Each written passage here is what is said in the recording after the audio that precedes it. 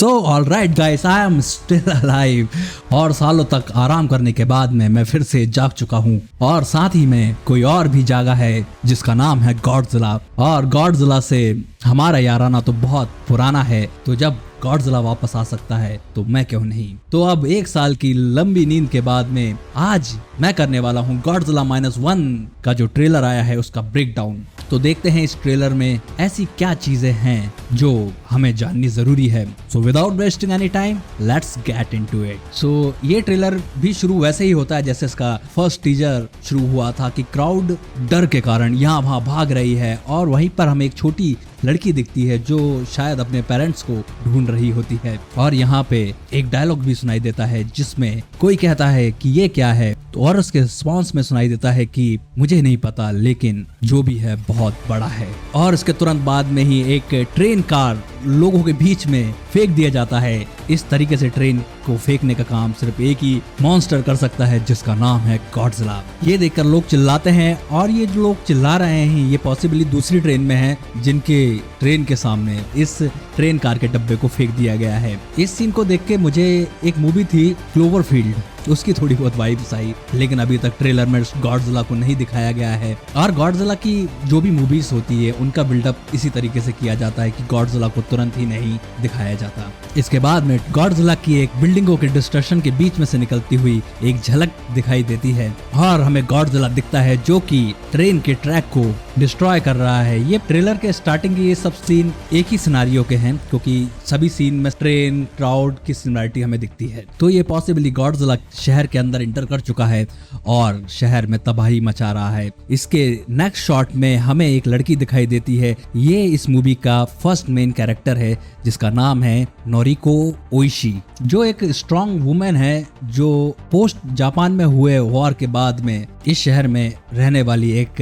Independent women है। ये इस मूवी में मिलिट्री नर्स भी हो सकती है जो जापानी सोल्जर्स का इलाज करती हो। और ये इस सीन में तो ट्रेन के अंदर है, क्योंकि तरीके का विंडो का डिजाइन पहले भी था जब लोग चिल्ला रहे थे, तो ये भी पॉसिबली उसी ट्रेन के अंदर ही है। और अब इसने विंडो से देख लिया है कि गॉडजिला इन्हीं की तरफ बढ़ रहा है, और इसके मुंह से निकलता है गॉडजिला। जी हाँ, हम सभी को पता है कि वो गॉडजिला है, क्योंकि ऐसे लार्ज और पावरफुल मॉन्स्टर को कोई नहीं भूल सकता। इसके बाद में हमें और भी सिविलियंस इधर उधर अपनी जान बचाने के लिए भागते हुए दिखाई देते हैं, और गॉडजिला टोक्यो को डिस्ट्रॉय करता ही जाता है। और यहाँ पे एक मैसिव एक्सप्लोजन दिखता है जो कि पॉसिबली एटम बम का हो सकता है, और इस एक्सप्लोजन को बहुत से लोग खड़े होकर देख रहे हैं क्योंकि उन्हें पता चल चुका है कि उनका अंत बहुत करीब है। इसके बाद में हमें गॉडजिला एक बैटलशिप के नीचे से तैरता हुआ दिखता है, और एक हमें नया कैरेक्टर भी दिखता है जिसका नाम है कोची शिकिशिमा,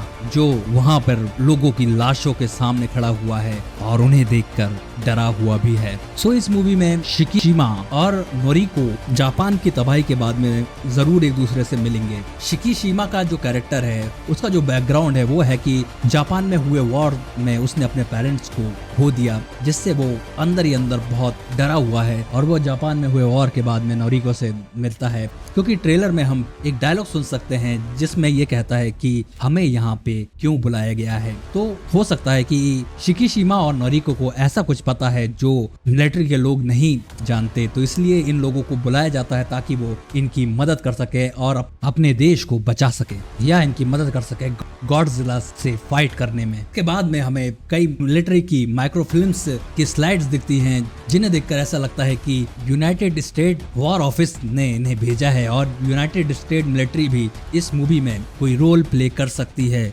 जिसे देखकर कोई सरप्राइज नहीं होगा क्योंकि यूएस आर्म फोर्स भी गॉडजिला के डिस्ट्रक्शन और एग्जिस्टेंस को बहुत अच्छे से जानती है। हो सकता है कि हमें डॉक्टर सेरिजावा और मोनार्क के बारे में भी कुछ दिखाया जाए, या शिन गॉडजिला की कोयोको भी हमें दिखाई दे सकती है। इसके बाद में हमें नेक्स्ट कैरेक्टर दिखता है जिसका नाम है केंजी नोडा, जो गॉडजिला को देखकर बहुत ही ज्यादा शॉक लग रहा है, और हम उसे ये कहते हुए सुन सकते हैं कि कुछ तो है जो गवर्नमेंट हमें नहीं बता रही है। इस डायलॉग को सुन के ये तो लगता है कि यूएस गवर्नमेंट और जापानीज गवर्नमेंट हो सकता है कि लोगों से कई चीजें छुपा रही है, या ऐसी चीजें भी हो सकती है जो इन्होंने गॉडजिला के साथ में की लेकिन किसी को बताई नहीं। लेकिन इस डायलॉग में तो ये जापानी गवर्नमेंट को ही इंडिकेट कर रहा है। और इसी के साथ में फॉलो अप में एक और डायलॉग आता है जिसमें कोई कहता है कि किसी न किसी को तो कुछ करना पड़ेगा। ये डायलॉग सुन के तो मुझे king of the monsters movie के डॉक्टर सैरीजाबा की याद आ गई, जिसने अपना सैक्रिफाइस किया था सभी को बचाने के लिए। तो हो सकता है कि इस मूवी में भी किसी के पास में ऐसी सिचुएशन आ गई हो। इसके बाद में हमें दिखता है कि केंजी नोडा एक शिपिंग वेस में खड़ा हुआ है और उसके साथ में एक और कैरेक्टर है जिसका नाम है अकीशु।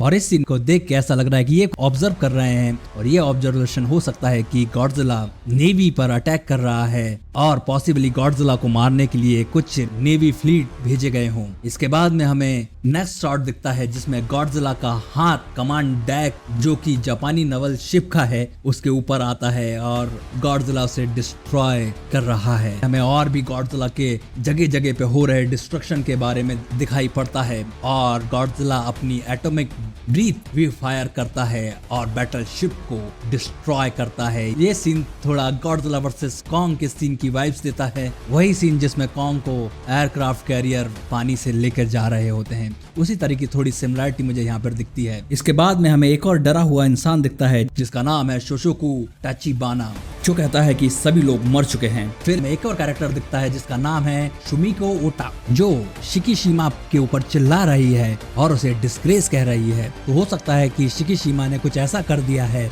जो देश के लिए क्या किसी के लिए भी अच्छा नहीं है। और इसी के साथ में हमें एक बड़ी सी शिप पलटते हुए दिखती है जो 100% गॉडजिला ने ही पलटाई है। फिर शिकीशिमा बहुत बुरी तरीके से इंजर्ड है और कह रहा है कि वो मॉन्स्टर हमें कभी माफ नहीं करेगा, जिससे ये इंडिकेट तो हो जाता है कि इन्होंने गॉडजिला के साथ में ऐसा कुछ तो किया है जिससे गॉडजिला बहुत ज्यादा ही भड़का हुआ है और सभी चीजों को डिस्ट्रॉय कर रहा है। इसके बाद में हमें गॉडजिला मिलिट्री को मारते हुए दिखता है और सभी या तो मर चुके हैं या गॉडजिला को देख के इधर उधर भाग रहे हैं और गॉडजिला -1 का टाइटल आ जाता है। और इसके बाद में गॉडजिला की रोर सुनाई देती है, लेकिन ये रोर में अगर आप नोटिस करेंगे तो ये रोर में मुझे नोटिस हुआ कि गॉडजिला यहाँ पे पेन में चिल्ला रहा है। हो सकता है कि गॉडजिला पे इन्होंने कुछ पेनफुल वार किया है या ये न्यूक का साइड इफेक्ट हो सकता है जो ऑन पर्पस गॉडजिला के ऊपर गिराया गया हो, या फिर ये एक पेनफुल ट्रांसफॉर्मेशन हो सकता है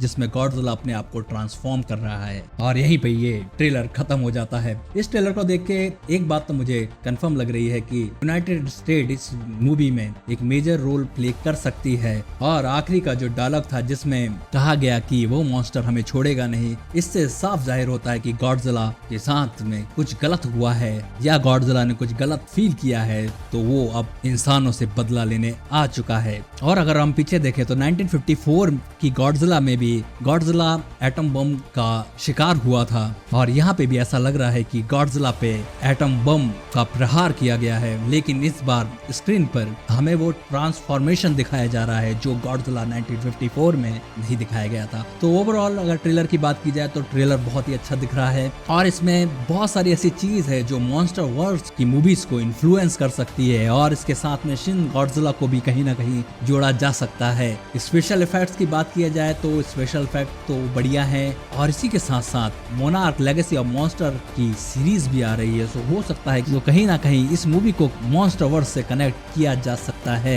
और ट्रेलर देख के तो ऐसे लगता है कि इस मूवी में जो कैरेक्टर्स हैं वो ही इस मूवी की स्टोरी को ड्राइव करेंगे, क्योंकि गॉडजिला की मूवी में कैरेक्टर्स का होना भी बहुत इंपॉर्टेंट है। अगर मूवी में मेन कैरेक्टर्स अपनी इंपॉर्टेंस फील नहीं करा पाते तो स्टोरी थोड़ी वीक पड़ जाती है। जैसे कि गॉडजिला की कई मूवीज में जो मेन कैरेक्टर है उनकी कोई स्टोरी नहीं होती तो उनके बारे में कोई प्रभाव भी नहीं करता, लेकिन गॉडजिला -1 के कैरेक्टर्स को देख के ऐसा लगता है कि इनके कैरेक्टर को थोड़ा पर्सनल लेवल पर जाके तैयार किया गया है। आई होप ऐसा ही केस हो, सो जैसा कि ट्रेलर में दिख रहा है। सो अब आप मुझे कमेंट करके बताइएगा कि आपको इस ट्रेलर का ब्रेकडाउन कैसा लगा और इसके बाद में आप किस तरीके की वीडियो देखना पसंद करेंगे ताकि मैं आपके लिए आगे और भी वीडियो बना सकूं। तो इस वीडियो में बस इतना ही, मिलते हैं नेक्स्ट वीडियो में, जब तक के लिए टेक केयर गाइस।